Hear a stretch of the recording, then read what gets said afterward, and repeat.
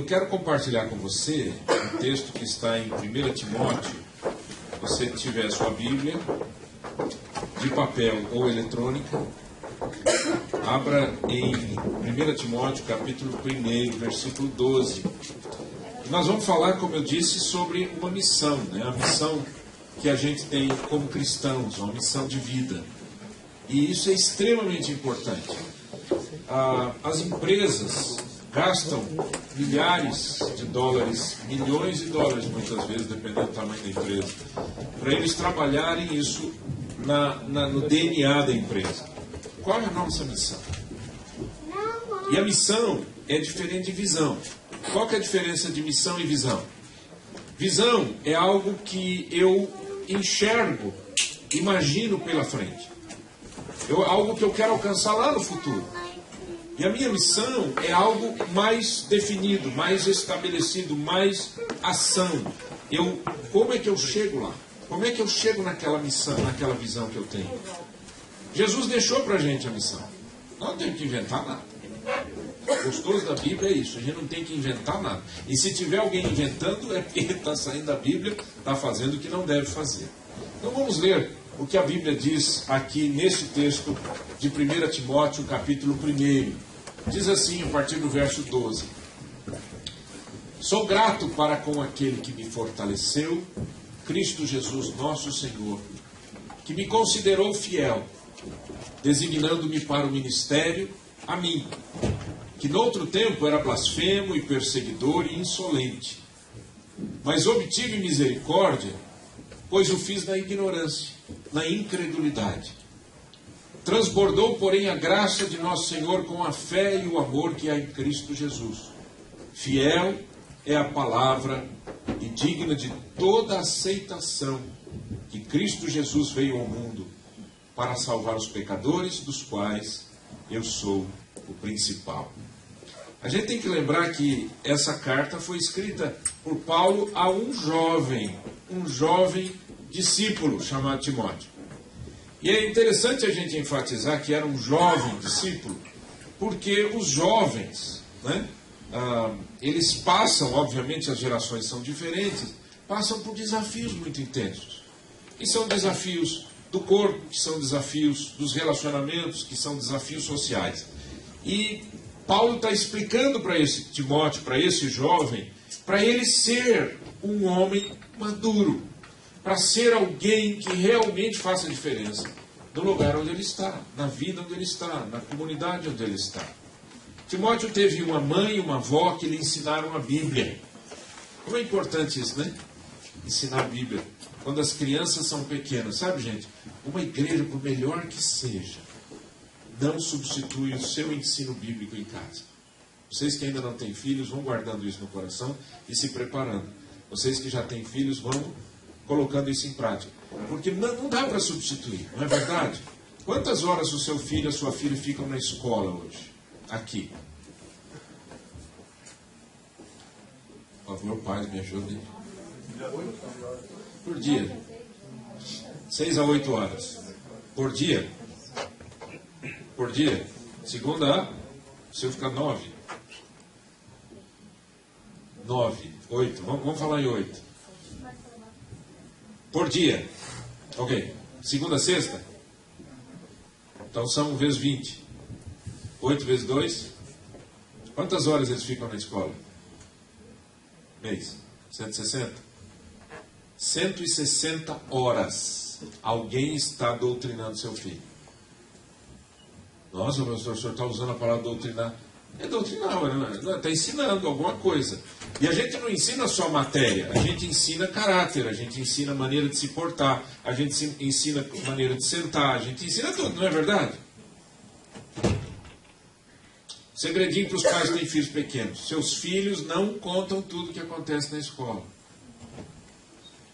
Cabe a você ficar muito esperto. Muita coisa acontece em escola. Ah, pastor, isso é no Brasil. Que Brasil, gente? Em qualquer lugar do mundo. Tá? Qualquer lugar do mundo onde tem ser humano. Tem ser humano aqui no Canadá, parece que tem, já chegaram. Então, já que nós também somos seres humanos, né? A gente vive num mundo assim, querido. Nós precisamos prestar atenção nisso. Mas só abrindo um parênteses, é importante para dizer Porque Timóteo foi educado biblicamente pela sua mãe e pela sua avó. Foi educado biblicamente. Aprendeu as Santas Escrituras, as Sagradas Escrituras. Né? Nem sempre a gente faz isso, mas é importante a gente educar os filhos na palavra de Deus, ensinando sistematicamente a Bíblia. Deixa eu contar uma coisa para vocês. Eu não sei se tem alguém aqui que gosta de comer.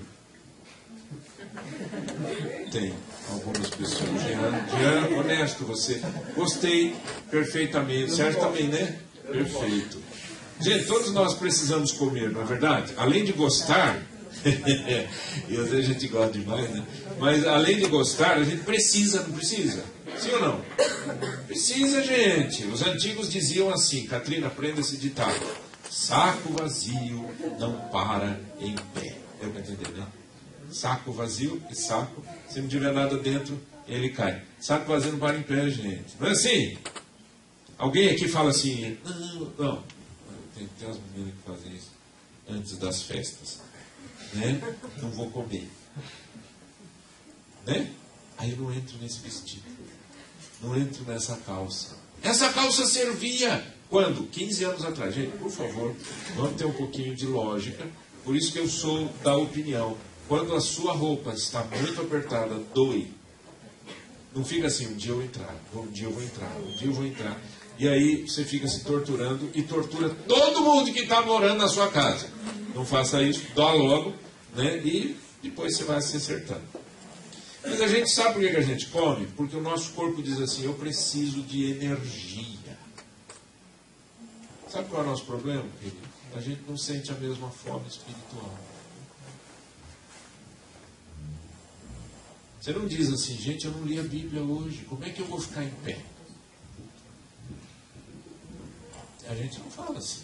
A gente diz assim, eu não tenho tempo. Você não fala, eu não tenho tempo para almoçar, às vezes, uma outra vez. Mas de hora que você senta também, não é? Manda brasa. A gente não faz isso com as Escrituras. E as Escrituras é que nos mantêm em pé espiritualmente. Sem Bíblia, gente, por favor, preste atenção no que eu vou falar. Você não suporta a crise. Quando eu falo em crise, eu estou falando de qualquer tipo de crise. Você pode ter uma crise espiritual, você pode ter uma crise emocional, você pode ter uma crise financeira, você pode ter uma crise de relacionamento, você pode ter uma crise de casamento, você pode ter 1000 crises. E quando você não está forte espiritualmente, o que acontece quando a crise bate? O que acontece? Você toma decisões que não são bíblicas, que não são corretas, que não são de Deus. A gente precisa tomar cuidado com isso. Então, o apóstolo Paulo está dizendo isso para Timóteo. Timóteo, eu sou grato por aquele que me fortaleceu, ele está falando de Jesus, que me considerou fiel, designando-me para o ministério. O que é que Paulo diz a respeito dele mesmo? Em Filipenses capítulo 3, versos 5 e 6, ele diz, eu fui circuncidado quando tinha 8 dias de vida. Circuncisão era um sinal de membresia de um povo. Toda criança aos 8 dias, todo judeu, menino, aos 8 dias, ele é circuncidado. É a chamada operação da fimose, né? Todo menino, até hoje. E ele disse, eu fui circuncidado quando tinha 8 dias de vida. Sou israelita de nascimento, da tribo de Benjamim, de sangue hebreu. Quanto à prática da lei, eu era fariseu. Eram os mais ortodoxos, os mais conservadores. E era tão fanático que perseguia a igreja. Quanto ao cumprimento da vontade de Deus por meio da obediência à lei, ninguém podia me acusar de nada. Presta atenção, isso é um currículo que Paulo está dando para a gente. Agora, quando ele fala, no mesmo texto que ele está falando isso aqui em Filipenses, ele diz assim, tudo isso eu considerei como esterco. Interessante, né? E a palavra bíblica, a palavra grega que utiliza ali é esterco. Tem algumas traduções que falam refúgio, tentando tirar um pouquinho essa ideia, né? Que esterco é um negócio meio... É isso que Paulo está falando, é esterco mesmo. Ele diz, todo esse meu currículo não serviu de nada. Agora, olha que currículo, né, gente? Que homem sério, que homem cumpridor das suas obrigações. Aí ele teve uma experiência com Deus. Isso está em Atos capítulo 26. Paulo continuou: foi por isso que viajei para a cidade de Damasco, levando autorização e ordens dos chefes dos sacerdotes. Mas aconteceu, ó rei, que na estrada, ao meio-dia, veio do céu uma luz mais brilhante do que o sol, a qual brilhou em volta de mim e dos homens que estavam viajando comigo. Todos nós caímos no chão, e eu ouvi uma voz me dizer em hebraico: Saulo, Saulo, por que você me persegue? Não adianta você se revoltar contra mim. Existem tantos princípios lindos nesse texto, não é o meu objetivo trabalhar apenas esse texto, mas alguns princípios que eu enxergo aqui. O primeiro princípio é: houve uma intervenção divina na situação. Ele estava tudo certinho para ir para Damasco. Houve uma intervenção divina. Por favor, entenda uma coisa. Tem um versículo na Bíblia que diz assim: todas as coisas contribuem juntamente para o bem daqueles que amam a Deus. Todas as coisas contribuem juntamente para o bem daqueles que amam a Deus. Quem crê nesse versículo? Ok. Então por que a gente reclama quando a gente passa por situações adversas? Se todas as coisas contribuem juntamente para o bem daqueles que amam a Deus, como é que a gente faz com isso?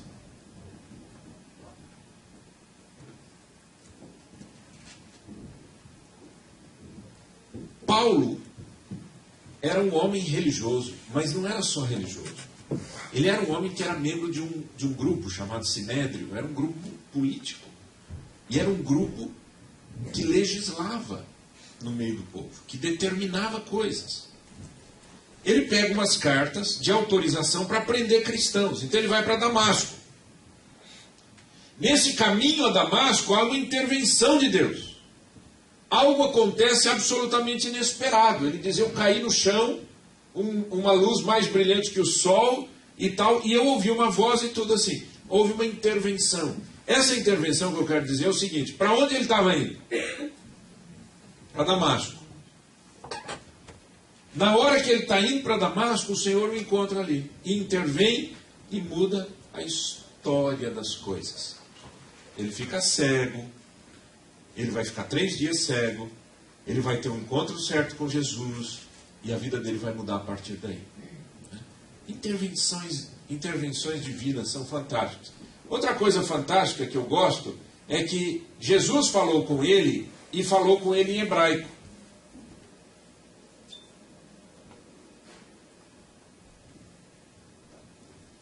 Por que ele falou em hebraico? Paulo falava grego. Por que você acha que Jesus falou com Paulo em hebraico? Oi? Sim, mas por que em hebraico? Podia falar em grego. E aí o Senhor falou comigo em grego. Ou o Senhor falou comigo, não fala mais nada, não precisava falar em hebraico. Por que você acha? Porque é a língua do coração, gente. Você sabe o que é a língua do coração? A língua do coração é aquela que você pode ser poliglota, mas a língua que você foi educado, a língua que a sua mãe falava com você, é aquela língua. Por isso que o nosso sonho aqui em Montreal é, dentro do tempo de Deus e da maneira que Deus for fazendo as coisas, é ir chegando no coração das pessoas nas línguas delas. Né? Por quê? Porque é a língua do coração, é importante. O português, para quem fala português, para quem foi educado em português, foi alfabetizado em português, não é importante para você? Quando você vai orar, você ora em que língua? Português. Você pode até saber falar francês, você pode até saber falar inglês, você pode... Não é verdade, Catarina? Você ora em que língua? Inglês. É a língua do seu coração. É a língua do seu coração. Então, alcançar as pessoas na língua delas. E isso foi fantástico aqui. E o apóstolo Paulo diz: houve uma intervenção, o Senhor falou comigo. E uma coisa que o Senhor falou comigo foi: por que você me persegue? Por que Jesus falou, você me persegue? E não Jesus falou, por que é que você está perseguindo a minha igreja? Por quê? Por que Jesus disse, por que você me persegue? E não, por que você persegue a minha igreja? Porque perseguir a igreja é perseguir o corpo de Cristo. Você persegue a Cristo cada vez que você persegue a igreja. Por isso, queridos, a gente sempre fala assim, a igreja do Senhor Jesus tem que ser uma igreja de amor. Esses dias, um importante líder evangélico nos Estados Unidos, filho de um pastor já falecido, mas um homem que era assim, muito famoso nos Estados Unidos, ele se levantou junto aos estudantes e disse assim, vocês deveriam pegarem armas e guardar as escolas com armas, falando para os cristãos, contra os muçulmanos, para que antes que eles venham te afetar, vocês já destruam eles e já mandem eles embora. Uma polêmica horrorosa. Pior, o cara é pastor. É uma situação terrível. Como é que um pastor fala um negócio desse? Se nós somos o corpo de Cristo, nós devemos agir com base em que cérebro? Em base em que DNA? De Cristo. O que Cristo faria? Pegaria em armas? Foi isso que ele fez quando perseguiram a ele? Foi isso que ele fez quando ele foi crucificado? O que ele falou para Pilatos? Pilatos falou assim, você não sabe que eu tenho autoridade? Porque Pilatos falava com Jesus, Jesus ficava quieto, não respondia. Aí Pilatos falou assim, você não sabe que eu tenho autoridade para te prender e autoridade para te soltar? Jesus disse assim para ele, nenhuma autoridade você teria se o Pai não tivesse te dado. Eu poderia pedir ao meu Pai e Ele me daria mais de 12 legiões de anjos. E por que Ele não pediu? Porque não é esta a missão do Cristo. Qual que é a missão da igreja? A missão de Jesus, alguns textos bíblicos só para a gente lembrar. E eu vou pedir que você leia comigo os textos que estão na tela, pode ser? Ok, bem alto. Jesus, porém, lhes disse, vamos a outros lugares, às povoações vizinhas, a fim de que eu pregue também ali, pois para isso é que eu... Para que ele veio? Para pregar. Jesus disse, essa é a minha missão, eu tenho uma missão, pregar o Evangelho. João 10:10 diz o quê? O ladrão vem somente para roubar, matar e destruir. Eu vim para que tenham vida e a tenham em abundância. Uma outra missão de Jesus é dar vida e vida em abundância. João 12:46 diz, eu vim como luz para o mundo.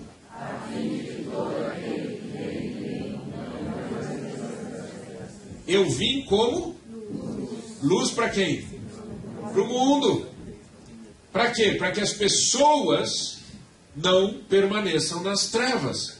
Jesus tinha uma clara visão a respeito de qual era a sua missão na terra. Ele sabia o que ele estava fazendo aqui. Ele sabia por que ele estava aqui. João 8,14, leia comigo. Respondeu Jesus e disse-lhes, posto que eu testifico de mim mesmo, o meu testemunho é verdadeiro. Por quê?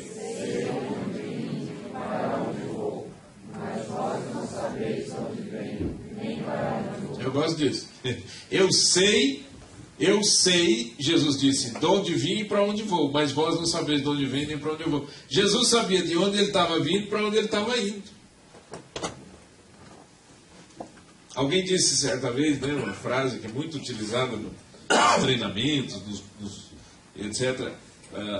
E a frase é assim: se você não sabe para onde ir, qualquer caminho tá bom, né? Você não sabe para onde você está indo. Jesus disse, eu sei para onde eu estou indo.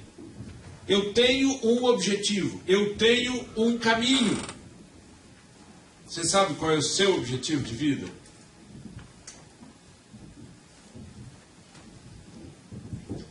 Interessante essa pergunta. Qual é a missão do cristão? Obviamente, a primeira é aquela que nós já falamos aqui. Mateus 28, vamos ler juntos? Ide, portanto...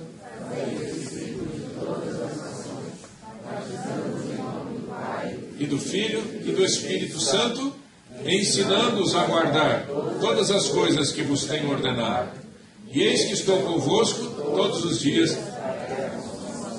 Ok, você que estuda a Bíblia, Mateus 28 é o último capítulo do livro de Mateus. Mateus 28, 19 e 20 são os últimos versículos do capítulo de Mateus. Em que fase da vida de Jesus nós estamos?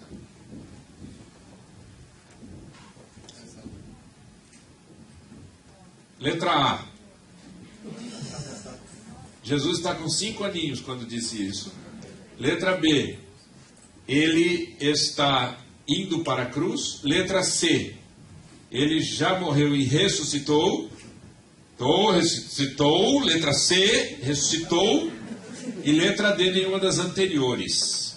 Qual que você acha? Nossa, foi incrível. Então, Jesus tinha ressuscitado e ele disse isso para os discípulos. Antes disso, ele diz uma coisa. Ele, no versículo 18, ele diz assim: é-me dada toda a autoridade nos céus e na terra.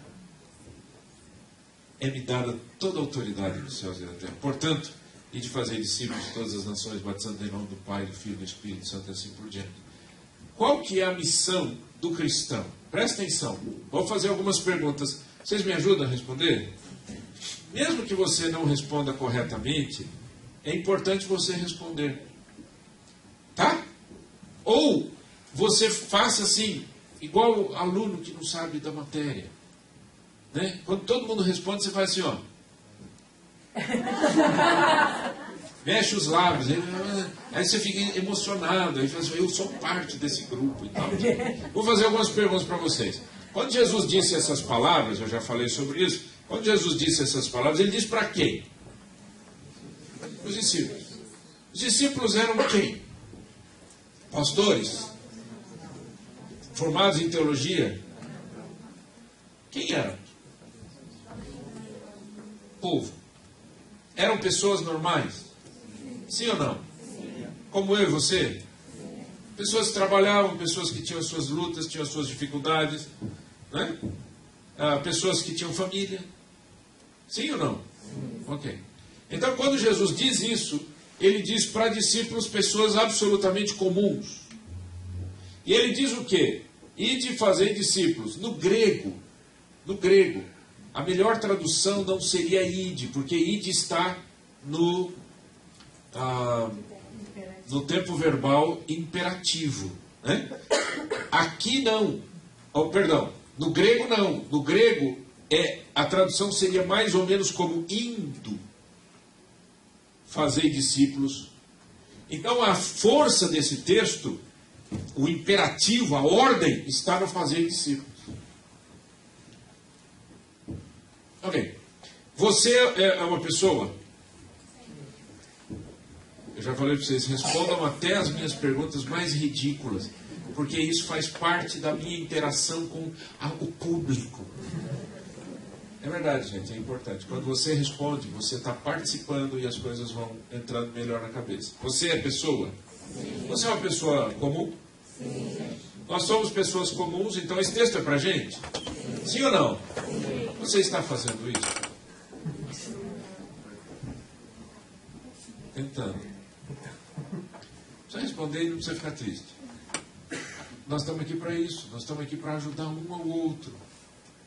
Fazer discípulos tem comprometimentos importantes. Por exemplo, ele diz assim: fazer discípulos batizando-os de todas as nações, todos os grupos humanos, né? Em grego é assim, ó, panta ta ethne. Etnia, a todas as etnias, a todos os grupos humanos, a todo mundo de todas as línguas, de todos os grupos humanos e famílias da terra. Ele diz, façam discípulos, e como é que a gente faz discípulo? Batizando-os em nome do Pai, do Filho e do Espírito Santo, ensinando-os a obedecer todas as coisas que eu tenho ensinado. Estamos em dívida. Concorda ou não? Porque não estamos fazendo isso. Ainda que a gente tente, o que está faltando para a gente é a compreensão do que é ser discípulo, para depois a gente fazer discípulo. Quando eu sou discípulo de Jesus, significa que eu vou viver olhando para Cristo, imitando a Cristo e aprendendo todas as palavras de Cristo. E onde é que estão as palavras de Cristo? Na Bíblia. Aí eu não leio a Bíblia. Como é que eu vou saber as palavras de Cristo? Não vai saber. Simples assim? É absurdamente simples assim. Agora, como é que eu faço discípulos? Por isso que tem esse verbo dizendo indo. Aonde? Indo significa o quê? Porque ide dá uma ideia assim de que eu saio daqui e vou lá, né? Agora indo dá uma ideia do quê? Percurso, em todo tempo, em todo momento, né? Aí você fala assim, mas eu vou fazer discípulos aonde, pastor? Eu não sou pastor, não sou missionário, não tenho preparo. Eu não tenho preparo. E eu acabei de perguntar para vocês, quem são os discípulos? Eram pescadores, eram pessoas absolutamente comuns. Então, o que cabe a mim? Estudar antes, ser discípulo. Se eu não for discípulo, não adianta eu tentar fazer discípulo, gente. Porque senão eu vou multiplicar o quê? A minha ignorância, né? Eu vou multiplicar o quê? Deu para entender, querido? Aí você fala assim, eu estou numa célula. Fantástico. Nós queremos que todo mundo esteja em grupos pequenos. Fantástico. Não tem nenhum erro. Isso não é fazer discípulo.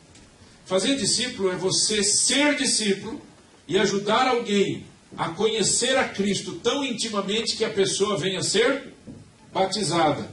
Ensinar a Bíblia tão intimamente que a pessoa venha a conhecer o quê?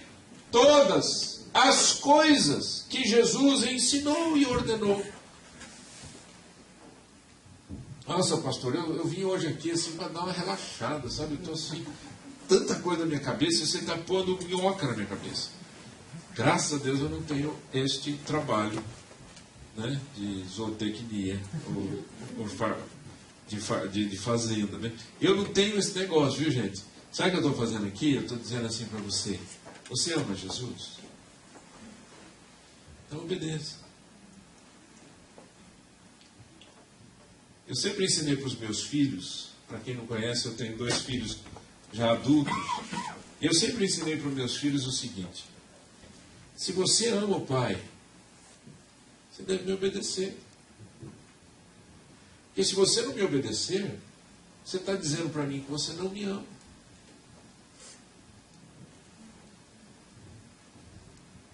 Até hoje eles são adultos. Eu não peço, obviamente, um já está casado, mas até hoje eles perguntam, eu falo, eu sugiro coisas, mas na hora que eu dou uma ordem, funciona. Os 2. Ai, você é bravo. Eu não. Eu sou muito bonzinho demais até. A questão não é essa. A questão é amor. Jesus disse assim: aquele que me ama, guarda os meus mandamentos. Meu Pai o amará. E viremos para ele. E faremos morada. Amor e obediência estão conectados. Então, como é que eu vou ensinar alguém a obedecer o Senhor Jesus se eu não estou obedecendo? Porque eu nem sei o que é para obedecer. Estava ouvindo um pastor brasileiro de uma igreja muito grande lá no Brasil, dizendo assim para a sua congregação: irmãos, muita coisa boa tem acontecido aqui, a gente está muito feliz, então, não sei o quê. Nós estávamos numa reunião dos pastores da igreja, uma igreja muito grande. Estávamos numa reunião dos pastores da igreja e chegamos a uma conclusão: que o ano que vem, o nosso grande desafio é ler a Bíblia. Quando você diz isso, é porque você está, como dizia um amigo meu, uma frase tão feia, mas ele dizia assim: você está no bico do urubu. Que o urubu só come morto, né? Só come carne morta, né? Você está no bico do urubu. Você já morreu e nem sabe. Como é que eu vou dizer para uma igreja: queridos, nós vamos fazer uma campanha de leitura da Bíblia? Quando a gente precisa fazer campanha para uma coisa absolutamente normal, é porque nós estamos mal. Imagina um casal que diz assim, gente, seguinte, põe no Facebook, nós estamos fazendo a campanha, eu e minha esposa, para a gente ter filho. Campanha para ter filho? O que vocês precisam? Até onde eu sei, só precisava de 2 pessoas ali resolvendo a situação. Como é que é isso? Ah, não, é que a gente tem um problema. Ah, então tem que ir para o médico, tem que fazer tratamento. Você só vai para o médico fazer tratamento se tiver doente, se tiver com algum problema. Agora, para ter filho, se não tem um problema, se o corpo é normal, se o corpo está funcionando corretamente, a única coisa que você precisa é de amor. Não é? É só isso. É simples e natural. Quando uma igreja precisa fazer campanha para fazer o natural, é porque nós estamos muito mal. E eu vou dizer uma coisa para vocês, eu vou copiar e vou repetir o que esse pastor falou. Todos nós precisamos ler a Bíblia. De uma maneira sequencial, bonita, gostosa. Existem muitas formas de fazer isso. Gente, eu não preciso nem imprimir nada para você. Se você for no Google e puser assim, plano de leitura da Bíblia, você vai ter trocentos tipos de plano de leitura da Bíblia. Daquela que lê um capítulo do Antigo e do Novo, daquela que lê, começa com Salmos e vai para não sei onde, daquele que começa com Mateus, daquele que começa com João, começa com Marcos. O importante é ler. Eu nunca fui um pastor de dizer assim, você tem que ler de Gênesis a Apocalipse. Eu nunca disse isso. O que eu sempre digo é, leia a Bíblia toda, mas leia um livro de cada vez. E deu para entender? Parece que eu falei a mesma coisa, né? Então, o que eu quero dizer é o seguinte, como a Bíblia não tem uma sequência necessariamente cronológica, existem pulos, às vezes você vai para um lado e vai para o outro, não é? Existem livros que são livros poéticos, proféticos, históricos. Você tem um livro, por exemplo, como Jó, é um livro chamado livro poético. Um livro como Salmos, Provérbios, Eclesiastes, Cantares de Salomão, são livros poéticos. Você tem livros históricos, como Gênesis, Êxodo, Levítico, Número, Deuteronômio, Josué, Juízes, Ruth, Samuel, Reis, Crônicas, são livros históricos. E você tem livros proféticos, que são os livros dos profetas, né? Você tem lá Ageu, Zacarias, Malaquias, um monte de livros, Isaías, né? Daniel, etc. São livros proféticos. Isso no Antigo Testamento. No Novo Testamento, começamos com 4 evangelhos, Mateus, Marcos, Lucas e João. Depois a gente vai para um livro histórico chamado Atos dos Apóstolos. Depois nós vamos para as epístolas. Romanos, 1 Coríntios, 2 Coríntios, Gálatas, Efésios, Filipenses, Colossenses, Tessalonicenses, etc. E você tem livro profético, como o livro de Apocalipse. Então, o que a gente precisa ler? Ler. O que a gente precisa é ler. Que livro, pastor? O que você quiser, leia. Leia. Agora, não fique lendo assim, ó. Se quiser fazer, não tem perigo também, nem é pecado, viu? Mas não fica lendo assim, ó. Hoje eu vou ler. Tá? Eu vou dizer por quê. Eu não estou dizendo que eu não faça isso. Eu já fiz isso muitas vezes. Eu estou dizendo assim, para a sequência não te ajuda. Certo? Acabei de abrir aqui no livro Salmos, capítulo 12. Socorro, Senhor, porque já não há homens piedosos, desaparecem os fiéis entre os filhos dos homens. Já acabei de ler isso daqui, ó. Eu leio o capítulo todo, são apenas 8 versos. Puxa, que legal, foi fantástico. O livro de Salmos dá para eu ler assim. Leu um, lê o 150, depois volta para o 30, depois vai para o 40, não tem problema, porque é um livro poético. Agora, você pega um livro como Samuel, por exemplo, e lê aqui, capítulo 7, Aliança do Senhor com Davi, você não entende absolutamente nada do que está acontecendo. Então começa no capítulo 1. Pastor, por que você está falando isso e enfatizando tanto isso? Adivinha. Porque a maioria das pessoas não lê a Bíblia, é simples. E não estou aqui para julgar ninguém, eu estou aqui para ajudar você. Então, o que é que você vai ensinar para os outros? O que você vai ensinar para o seu filho? O que você aprendeu e o que você tem aprendido. Deu para entender? Então, vamos continuar. Segundo, eu estou usando na mesma sequência daqueles slides que dizia da missão de Cristo, tá? Então a primeira missão de Cristo que eu pus, não é a primeira de Cristo, mas a que eu pus foi pregar, não é? Então eu falei fazer discípulos. A segunda, manifestar a vida de Cristo. Jesus disse, eu vim para que tenham vida e vida com abundância. 2 Coríntios 2,15 diz, porque nós somos para com Deus o quê? O bom perfume de Cristo, tanto nos que são salvos como nos que se perdem. Gente, o que você imagina? Esta figura, é uma metáfora, é uma figura. O que você imagina? Nós somos para com Deus o bom perfume de Cristo. O que você imagina que seja isso? Quem é que gosta de perfume? Como eu. Só 2, 3 pessoas, ninguém mais usa perfume. Vou perguntar de novo. Quem é que usa perfume ou gosta de perfume? Se não usa perfume, vai cheira dos outros. Gosta de perfume. Ok. Tem bom perfume? Existe? Existe perfume. Só Jesus, né, não é? Tem perfume que você vai cumprimentar a pessoa, para que troço gruda em você. E principalmente aqui que dá 2 beijinhos, aquela coisa, né? A hora que juntou o rosto ali, nunca mais sai. Nunca mais. Precisa de vários banhos, né? Brincadeira, estou exagerando muito. Mas tem perfume, por exemplo, dá dor de cabeça, né? Tem perfume que é ruim, né? Por várias razões, etc. Agora, o que seria um bom perfume? Um perfume agradável, né? Um perfume assim que chama atenção, mas ao mesmo tempo ele não ofende, né? É um perfume que mostra para que ele veio, né? O cristão é um bom perfume de Cristo na terra. Pensa nisso.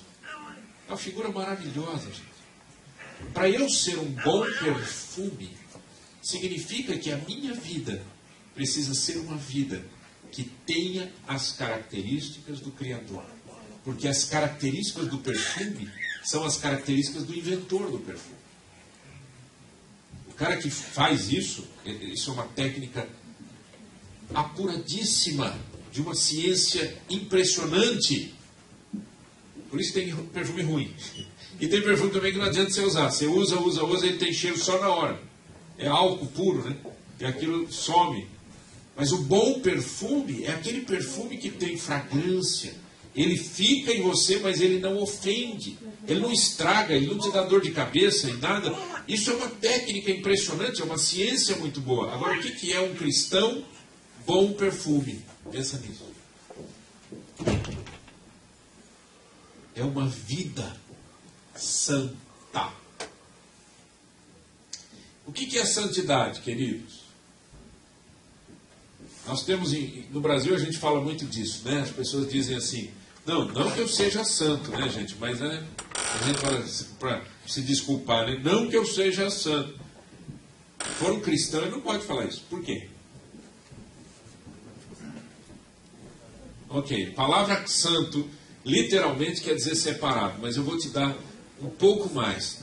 No grego, a palavra santo, ela tem essa figura. Presta atenção aqui comigo. Você já foi em uma loja que quando você chega lá na loja, tem lá um objeto bonito, qualquer coisa, e está escrito assim, vendido.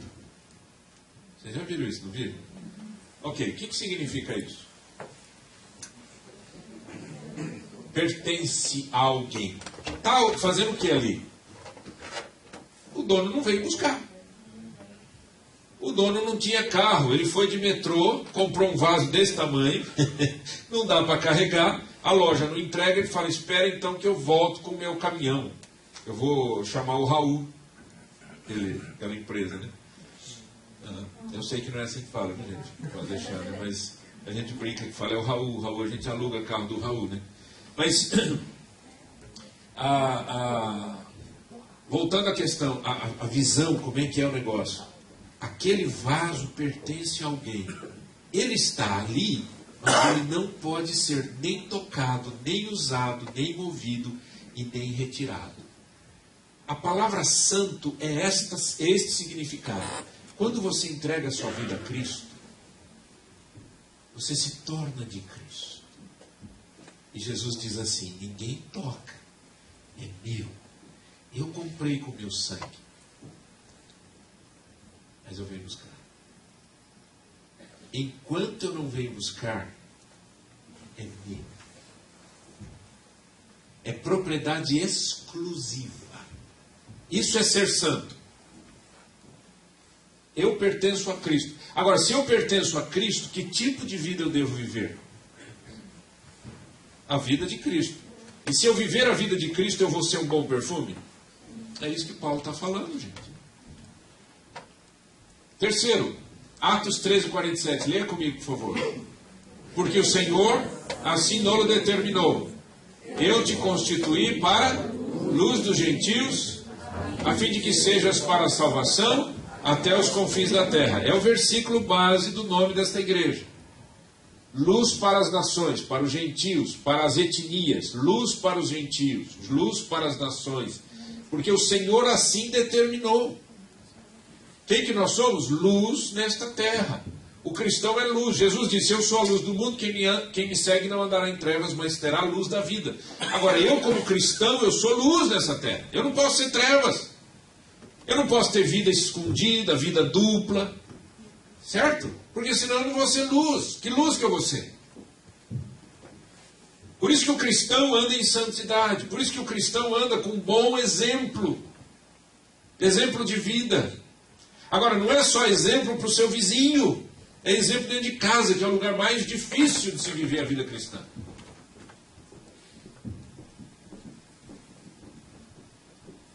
Que adianta eu estar pregando aqui, falando um monte de coisa, se você soubesse que eu bato na Vera? Eu não bato, hein, gente? Mas vamos supor que você soubesse. O pastor bate na Vera. Outro dia ela apareceu com o olho roxo, falou que bateu no criado mudo. Outro dia ela apareceu com a orelha roxa, falou que bateu na parede. Está bêbado? Essa mulher fica andando aqui, batendo a cabeça em todo lugar. Mas a maioria das mulheres que apanham diz isso. Eu já trabalho com homens há muitos anos, e eu sempre digo para os homens, a pior coisa que um homem pode fazer é bater numa mulher. É o maior ato de covardia possível e existente. Por quê? Por razões óbvias. Primeiro, porque não deve bater mesmo. E segundo, porque é o amor da sua vida.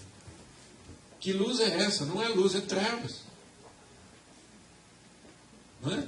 A minha vida para os outros tem que ser coerente com a minha vida dentro de casa. Você não respeita pai e mãe. Vai respeitar quem? Professor?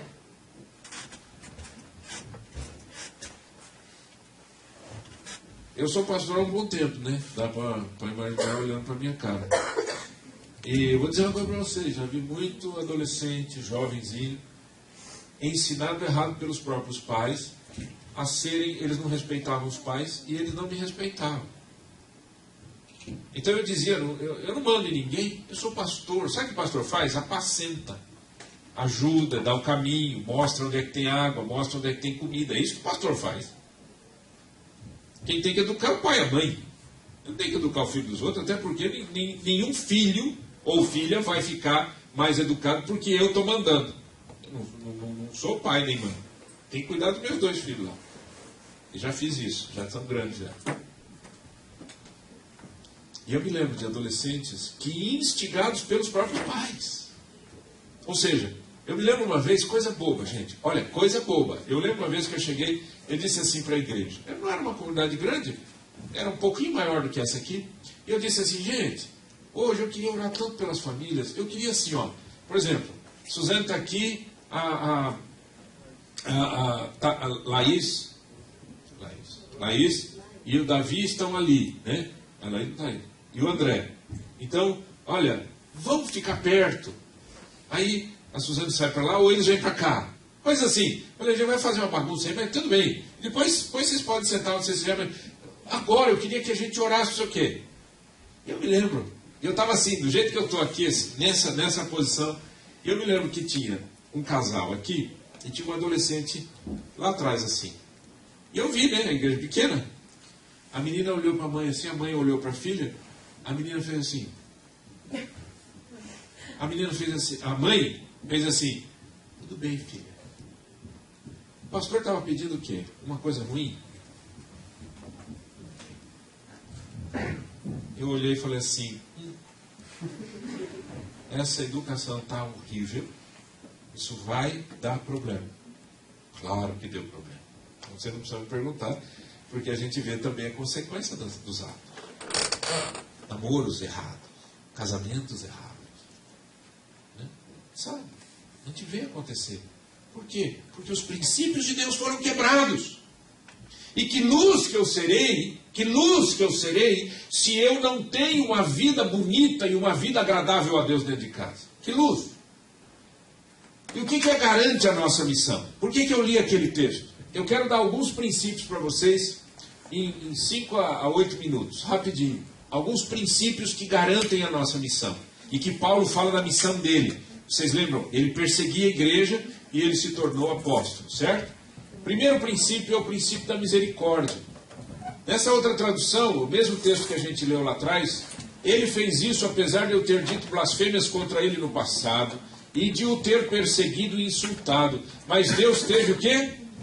Misericórdia de mim, pois eu não tinha fé e por isso não sabia o que estava fazendo. Deus teve o quê? Misericórdia. Misericórdia é um amor que não falha jamais. A misericórdia de Deus é que me impede de ir para o inferno. A misericórdia de Deus é que me guarda a vida. É o amor baseado nele e não em mim. Deus não me ama porque eu sou agradável a ele. Deus me ama porque a natureza de Deus é amor. A misericórdia. Confie na misericórdia de Deus, mas não tente a Deus. Por quê? Porque Deus também é justo, não é?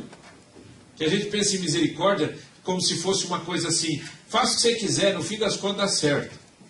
Isso não é misericórdia. A misericórdia, Paulo identificou a misericórdia. Ele disse, Deus teve misericórdia comigo, mas eu mudei de vida. Eu não continuei perseguindo e matando cristãos. Eu mudei de história. Segundo, a graça. E o nosso Deus derramou a sua imensa graça sobre mim e me deu a fé e o amor que temos por estarmos unidos com Cristo Jesus. Graça, favor não merecido. Graça é graça. Graça não é um presente que eu ganho porque fui bonzinho. Graça não é uma medalha de honra ou mérito porque eu fui legal.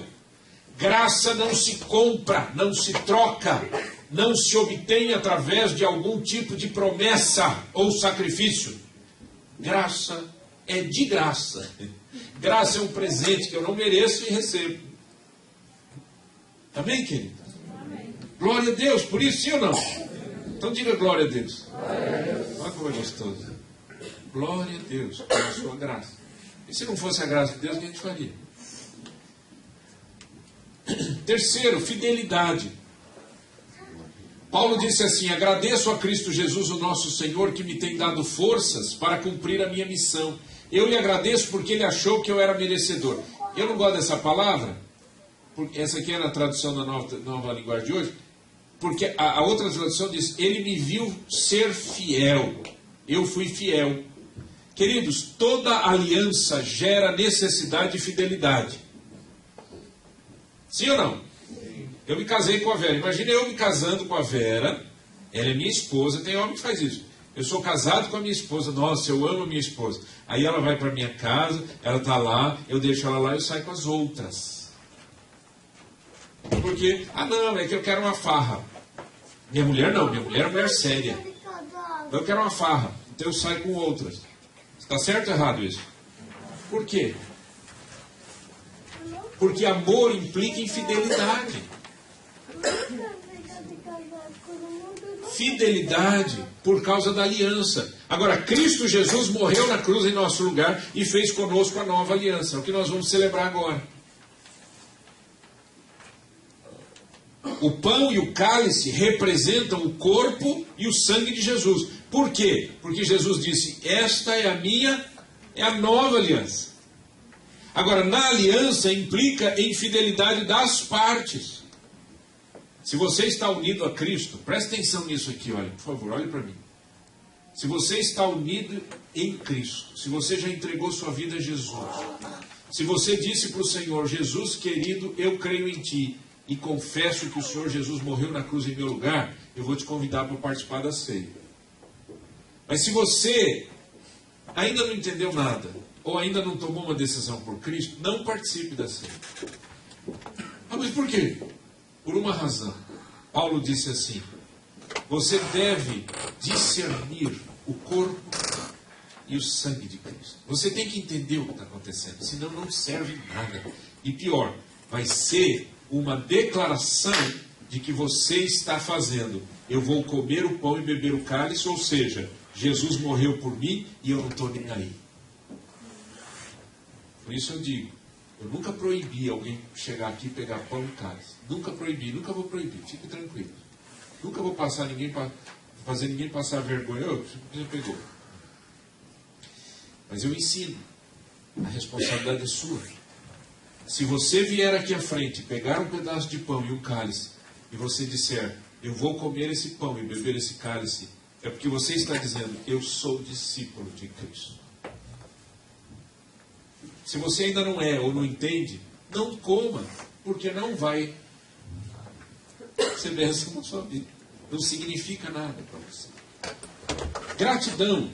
E eu vou terminando aqui. Gratidão, gente. Sabe o que é gratidão? Já falei outro dia aqui uma mensagem inteira sobre gratidão. Gratidão é o melhor remédio. Guarde isso no coração. Ó. Nós estamos gravando essas mensagens em vídeo e vamos disponibilizá-la no nosso site. Ainda não estão sendo disponibilizadas, mas serão disponibilizadas. E eu sei que você não vem preparado para ficar fazendo anotações, etc. Então, a gente está gravando para você assistir de novo e compartilhar com outras pessoas. Gratidão é o melhor remédio contra a ansiedade que existe. Pastor, o que é ansiedade? Ansiedade é medo do futuro.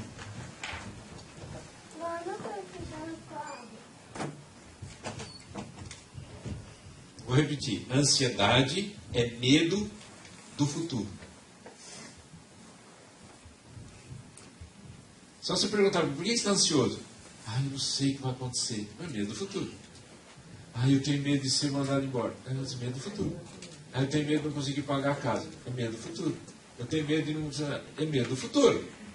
E como é que eu resolvo o problema da ansiedade? Só com um remédio. Chama-se gratidão. O que é gratidão?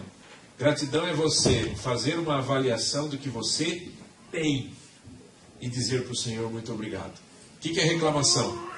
É olhar o que você não tem.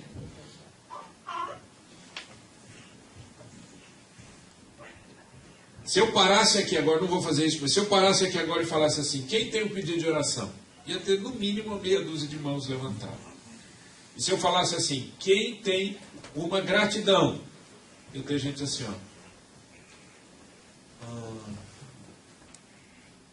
Eu poderia dizer, deixa eu ver, deixa eu pensar, peraí que eu vou chegar lá, peraí. Esqueci, tem um negócio aí que eu tinha que falar. Sabe por que a gente faz isso? Porque a gente ainda não entendeu que ser grato significa você abrir o olho e ver o que está acontecendo na sua vida. Querem ver? Quem está vivo aqui, levanta a mão. Algumas pessoas estão mortas, levanta a mão. Quem está respirando aqui? Graças a Deus, aleluia. Quem está de roupa, com roupa? Tem alguém com roupa? Graças a Deus, está todo mundo com roupa. Quem aqui já comeu alguma coisa hoje? Graças a Deus. Vai comer mais daqui a pouco. Né? Certo? Você começa a pensar no que você tem e não no que você não tem. Por que a gente fica triste? Porque a gente diz: eu não tenho. A moça olha no espelho e diz: meu cabelo é liso demais. Eu ponho os negócios lá, não sei o que, ele fica bom assim, 1 minuto, depois vai... A outra diz assim: meu cabelo, eu daria um fígado. Coisa horrível, né? A gente fala bobagem, né? Se der o fígado, morre, viu, gente? Um rim, né? Eu errei de órgão. Você vê, me lembraram porque já falaram isso. Eu daria um rim para ter um cabelo liso. Por que a gente não está satisfeito? Porque a gente não agradece pelo que tem. Gratidão é isso. E Deus nos ajuda e a gente vive uma nova vida para a glória de Deus. Então Paulo diz, olha, em último lugar, tudo que Deus pede para você, Ele concede primeiro. Eu queria terminar dizendo isso para a glória de Deus. Gente, presta atenção. Tudo que Deus pede para você, Ele te dá. Olha só, Paulo diz: eu agradeço a Cristo Jesus nosso Senhor que me tem dado forças para quê? Para cumprir a minha missão. Ai, pastor, eu já entendi, mas eu não tenho força. Ele te dá a força. Cristo te dá o que Ele pede para você fazer. Ai, eu queria tanto trabalhar com criança. Ele vai te ensinar. Ai, eu queria tanto trabalhar com adolescente. Ele vai te ensinar. Ai, eu queria tanto cantar. Ele vai te ensinar. Desde que você faça isso para a glória de Deus. Amém, querido? Bendito é o nome do Senhor.